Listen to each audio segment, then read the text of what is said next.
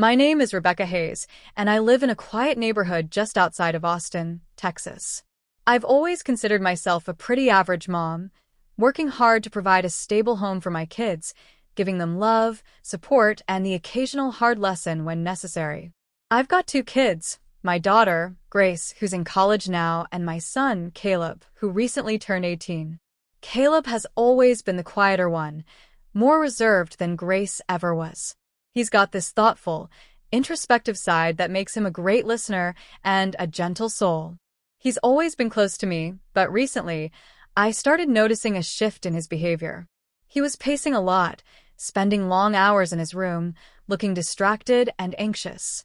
I assumed it was senior year stress, or maybe he was just preparing for college applications. But one Friday evening, he walked into the kitchen while I was prepping dinner and said, "Mom, can I talk to you about something kind of serious?" I put the knife down immediately. I could tell by the tone of his voice that this wasn't about a test score or a broken phone screen. We sat down at the kitchen table, and after a long pause and a deep breath, he looked me square in the eyes and said, "I think I'm ready. For my first time. And I don't know how to go about it. I want your advice." Now, I've had many conversations with my kids over the years about school, relationships, peer pressure, but nothing prepared me for that one sentence. I was stunned. I took a moment to process what he'd just said. Caleb wasn't asking for permission. He wasn't even being casual. He was being vulnerable, respectful, and genuinely seeking guidance. "Okay," I said carefully, "let's talk about it." We sat there, two people navigating an uncomfortable topic with love and honesty. He explained he had been dating a girl named Jenna for a few months. She was sweet, thoughtful, and, according to him, someone who made him feel seen. They talked about being intimate, but he didn't want to rush into anything or rely on rumors and advice from his friends. That's why he came to me. I can't lie, I was both proud and terrified. Proud that he trusted me enough to come to me with this, and terrified that one wrong sentence from me could change how he viewed relationships and intimacy forever. I took a breath and said, "Caleb, intimacy is about more than just the physical. It's about trust, respect, communication, and understanding the emotional weight of the moment." He nodded, soaking in every word. I continued, explaining the importance of consent on both sides and how it should never happen unless both people feel completely ready and safe. We talked about protection, responsibility, and the potential emotional consequences. I shared a bit about my own experience, carefully and appropriately, just to help him see that every person's journey is different. I emphasized that it's okay to be nervous, it's okay to wait, and it's okay to not have all the answers right away.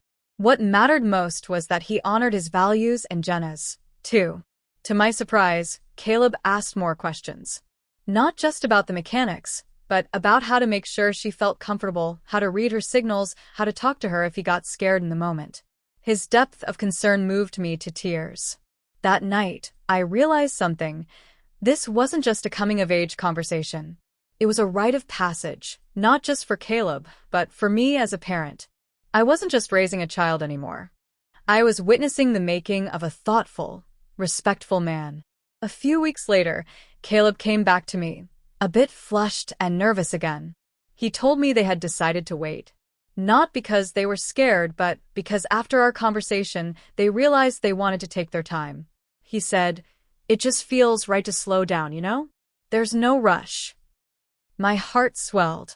I realized the power of open dialogue, of creating a safe space for our kids to be honest without fear of judgment.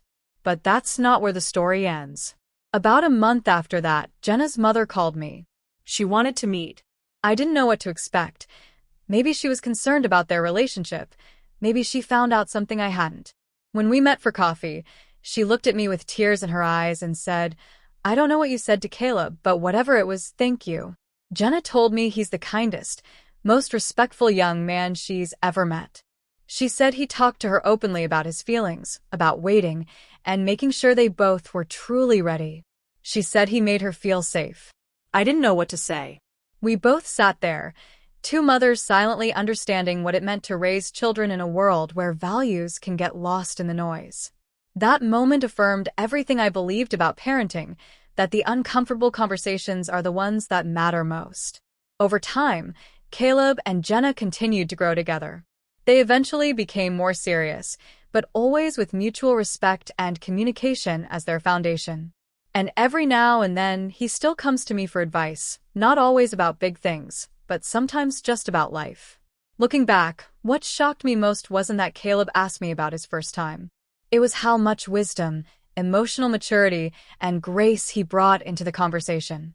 In a world full of noise and pressure, my son chose thoughtfulness over impulse, communication over assumption, and kindness over ego.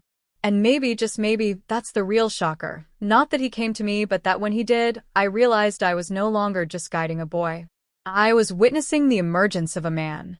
This story, though deeply personal, is one I hope others can learn from. The takeaway isn't about the topic itself.